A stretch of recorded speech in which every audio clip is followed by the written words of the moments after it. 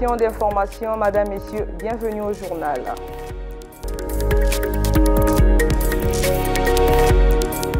Les évaluations départementales du deuxième trimestre au titre de l'année scolaire 2024-2025 se dérouleront du vendredi 14 au lundi 24 mars 2025, conformément à la note numéro 04-94-MEPSA-DGRAS-DCDD-DDEPSA-Brazzaville. Fort de cela, l'équipe de EAD-TV s'est rendue au lycée Antonio Agostino Neto AEB pour se rendre compte des préparatifs de ses compositions. L'Ofmpana. Alors que les évaluations du deuxième trimestre se profilent à l'horizon, dans les établissements scolaires, l'heure est aux préparatifs. Les exercices d'application se succèdent aux travaux dirigés pour mieux préparer les apprenants. C'est pas du tout facile avec le travail de l'école, les TD, le centre. On s'efforce quand même à se préparer. Il ne faut pas voir les leçons qu'on a accumulées, il faut simplement voir le temps qu'on a pour changer, lire et travailler. Même si ils commencent à s'appliquer aujourd'hui, ils peuvent faire quelque chose de mieux. L'administration, elle, table sur les stratégies mises en place pour assurer le bon déroulement des évaluations du deuxième trimestre. Avec le nombre assez important du personnel d'administration que nous avions, nous pensons qu'on doit les utiliser pour la surveillance des évaluations. Donc pour que l'activité se passe très bien, il faut bien les entretenir. Nous l'avions fait le jeudi 6. Avant chaque évaluation, nous tenions la réunion des départements avec les enseignants. Les cours ont été bien faits. Les devoirs de classe ont été tenus. On a même passé les devoirs départementaux et là, les travaux dirigés aussi ont été organisés. Donc, tout a été fait. Je crois qu'avec tout ce qu'on a fait, on peut remonter le niveau de ces enfants-là et avoir des bons résultats. Fixées du 14 au 20 mars, les évaluations du deuxième trimestre sont déterminantes car elles peuvent contribuer à l'amélioration des résultats de certains apprenants. La commémoration de la Journée internationale des droits des femmes dans cette édition. Depuis plus d'un siècle, l'humanité célèbre chaque 8 mars de l'année la Journée internationale des droits des femmes. Placée cette année sous le thème « Pour les femmes et les filles », droit, égalité et autonomisation, cette journée de lutte pour l'égalité et contre les discriminations de genre est un moment de réflexion sur les avancées et les défis des droits des femmes qui jusque-là ne sont pas respectés dans certains pays. Seulement, cette journée est perçue comme une journée spéciale de fête et semble être résumée au port du pagne. C'est une réflexion qui porte la griffe de Magali Nanga. Suivez. Perçue comme une occasion de dénoncer les inégalités et de revendiquer les changements concrets, la journée du 8 mars a progressivement pris un autre visage dans certaines régions. Plutôt que d'être un moment de débat profond sur la place des femmes dans la société et leur droit à l'égalité, la journée est parfois réduite à des célébrations festives où les femmes sont souvent invitées à porter des pannes.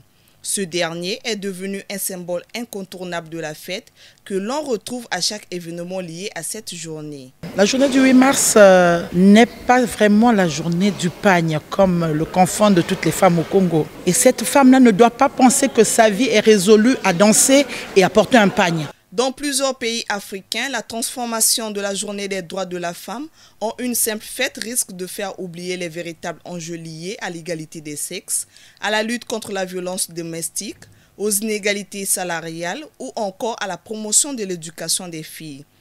La journée devait être l'occasion de réaffirmer l'engagement pour ces causes et d'agir concrètement pour améliorer la condition des femmes. La femme doit être autonome. La femme ne doit toujours pas attendre de l'autre genre, c'est-à-dire du sexe masculin. La femme doit être libre de faire ce qu'elle veut faire. Parce que la femme est forte. La femme est capable de tout faire. Cette journée-là, elle fait que la femme réagisse par rapport aux inégalités de la société. Parce que très souvent, notre société, surtout la société africaine, marginalise la femme. Derrière les sourires et les vêtements colorés, la réalité reste encore difficile pour de nombreuses femmes.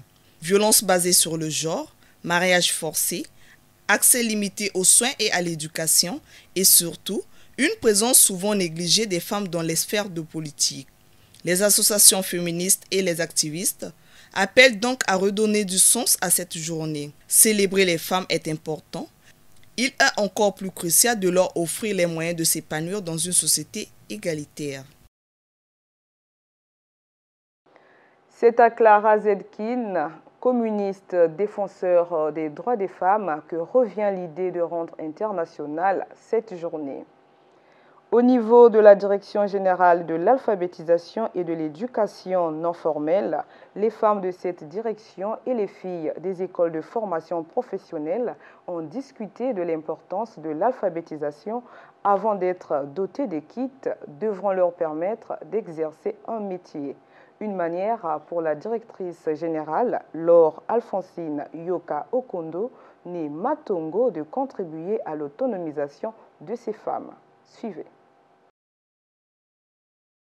Elles ont choisi de célébrer la Journée internationale des droits de la femme autour d'une conférence-débat sur les questions liées à l'égalité, les droits des femmes et à l'accès à l'éducation. Les femmes de la Direction générale de l'alphabétisation et l'éducation non formelle ont l'ambition de renforcer la prise de conscience collective sur les inégalités persistantes et les moyens de surmonter les obstacles. Une approche appuyée par des jeux concours. On a donné un signal fort pour pouvoir justement montrer l'étroitesse de la collaboration, du lien qui doit exister entre l'alphabétisation et l'autonomisation, en donnant donc des kits d'autonomisation à un échantillon des apprenantes qui suivent les programmes d'alphabétisation fonctionnelle dans nos centres pour pouvoir leur donner la possibilité de démarrer leurs activités. La Journée internationale des droits de la femme intervient dans un contexte où cette direction mise sur l'éducation de la femme pour son autonomisation en vue de participer au développement de la société. L'alphabétisation et l'autonomisation se conjuguent au même temps. C'est pour s'aligner sur la pertinence de la problématique de cette année, de la plus belle manière qui soit, que nous avons voulu réfléchir avec l'ensemble de nos collaborateurs pour pouvoir regarder comment imbiber, humidifier, irriguer l'ensemble des approches d'alphabétisation pour qu'elles soient la porte d'entrée des politiques, la porte d'entrée des stratégies d'autonomisation des femmes. Un développement qui passe par le soutien des centres de formation. En témoigne la remise de kits à quelques apprenantes. Je suis satisfaite pour le geste que Madame la directrice a fait pour nous. Je suis une jeune mère, j'ai 2 enfants. En tout cas, ça me fait plaisir pour le geste là. Parce que même là, je n'avais pas une machine pour aller travailler à la maison, la machine ne marche pas. Mais avec le geste que Madame la directrice m'a fait, en tout cas, ça m'a pris à cœur. Un moment de réflexion et de partage, mais aussi de mobilisation, ont reconnu les femmes de la Direction générale de l'alphabétisation et de l'éducation non formelle. De leur côté, les femmes de la Direction générale du budget ont passé au crible leurs conditions de travail et de leur représentativité au poste de responsabilité. Loïc Wamba. Femmes de valeur, ensemble nous lutterons. Femmes épanouies, ensemble nous lutterons. Femmes engagées, ensemble nous lutterons. Femmes déterminées, ensemble nous lutterons. Applaudissons pour la femme. Elles travaillent toutes à la Direction générale du budget. Ces femmes se sont concertées pour réfléchir sur les questions d'autonomisation de la femme congolaise. Et nous avons compris au niveau de la Direction générale du budget que la femme a un rôle à jouer pour le développement du pays et surtout pour la gestion de la chose publique. Conscientiser la femme à prendre à bras le corps ses droits pour ne pas être légués au second plan. Nous encourageons les dames à se faire former. Souvent considérée par certaines femmes comme une journée festive, mais les femmes de la Direction générale du budget, elles, ont une autre vision de cette journée. Nous voulons nous exprimer pour faire valoir nos droits, pour prendre notre place justement dans l'administration.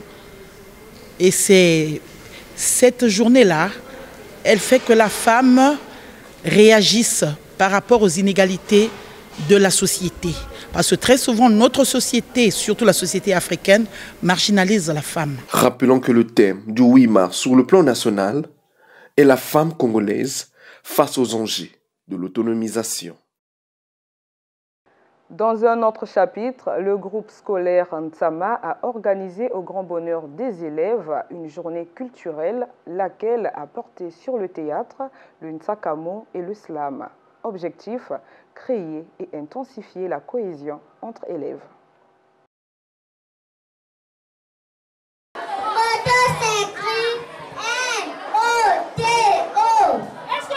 La poésie, l'épellation des mots, la danse, ce sont entre autres activités marquant cette journée culturelle. Malgré la pluie qui s'est abattue dans la ville capitale, cela n'a pas empêché les élèves du groupe scolaire Tchama de participer à cette activité culturelle afin de célébrer en même temps la journée internationale des droits des femmes. La journée culturelle, c'est très bien pour les élèves, pour les enfants, même pour les parents aussi. Tout premièrement, ça contribue au marketing de l'école et aussi ça contribue à l'épanouissement des élèves aussi. Parce que dans d'autres écoles, on n'organise pas ce genre de journée. Ça apporte un plus. Il y a des épreuves et des concours qui se déroulent alors que les élèves n'en prennent pas connaissance. À travers l'école de talent, lorsque nous organisons cela, les élèves ont connaissance des activités telles que le slam, le chant, la danse, etc. Parmi les activités pédagogiques que nous organisons au sein de l'établissement, c'est-à-dire les cours et autres, il y a aussi la partie socio-culturelle qui permet un peu à l'élève de se développer. Ça permet également de renforcer un peu les liens d'amitié, de consolider cet amour au sein de notre établissement. Une initiative louée par ces élèves qui plaident pour la mise en place des activités culturelles régulières dans leur établissement scolaire. Les journées culturelles parce que ça enseigne les élèves, ça leur donne un aspect beaucoup plus cool, quoi. Ça leur montre aussi l'esprit d'équipe. Là même nos parents sont vraiment contents de nous voir comme ça et sont vraiment fiers de notre école pour organiser cette belle journée. Rappelons que cette activité culturelle a permis aussi aux élèves de commémorer la journée du 8 mars, une journée dédiée aux femmes du monde entier. Où sont passées toutes les institutions qui étaient censées garantir la paix et la sécurité des nations. Nous ne parlons pas parce que nous ne savons pas quoi dire. Bouclons cette édition par cet élément pour parler des bienfaits du mangoustan. Fruit exotique au goût sucré, le mangoustan se vend de plus en plus en République du Congo. Originaire de l'Asie du Sud-Est, ce fruit peut désormais être cultivé dans les pays où les conditions climatiques sont idéales à sa culture. Je vous propose de découvrir ses vertus. Suivez. Fruit exotique au goût sucré et à la peau épaisse. Le mangoustan est prisé par les Congolais. Le produit renferme beaucoup de vertus pour la santé. Fruit d'origine d'Asie du Sud-Est, il est affectueusement appelé la reine des fruits. Alors qu'il a fait une entrée remarquable sur le marché, les Congolais en sont devenus de véritables consommateurs. Cultivé depuis des siècles en Asie, notamment en Malaisie, Thaïlande, Indonésie, Philippines, le mangoustan a été introduit récemment en Afrique, notamment au Congo, où il trouve des conditions climatiques idéales pour sa production. Riche en antioxydants, particulièrement en centone, le mangoustan permet de lutter contre le vieillissement prématuré et les maladies chroniques. Il possède également des propriétés anti-inflammatoires et bactériennes, renforçant le système immunitaire et améliorant la digestion grâce à ses fibres. Ce fruit offre à certains cultivateurs congolais une réelle opportunité économique. Bien exploité, sa culture pourrait devenir une source d'épanouissement économique pour le Congo. Et de plus en plus, les Congolais développent un sentiment d'appropriation de ce fruit, en témoigne sa présence sur les marchés locaux. Ce fruit aux multiples vertus améliore également l'alimentation. Pour beaucoup de Congolais, le mangouston pourrait avoir un bel avenir et participer au développement agricole du Congo. C'est ainsi que s'achève ce journal. Collaboration rédactionnelle, Loïc Kwamba, Juvelia Lumwamo, coordination Magali Nanga, à la technique, Kesne Ngimbi, le tout sous la supervision de Fred Bokoko. Merci de nous avoir suivis. Portez-vous bien d'ici là.